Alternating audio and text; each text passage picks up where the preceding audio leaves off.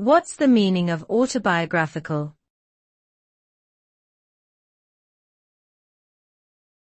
Autobiographical.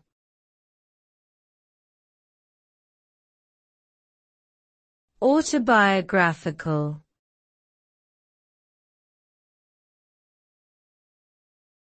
Autobiographical.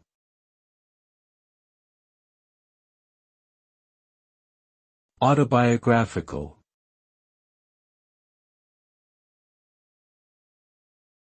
The term autobiographical refers to something that is related to or based on the life story of the person who created it.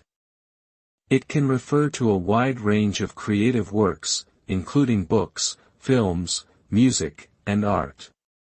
Autobiographical works often explore the author's personal experiences, emotions, and perspectives, offering insights into their unique worldview.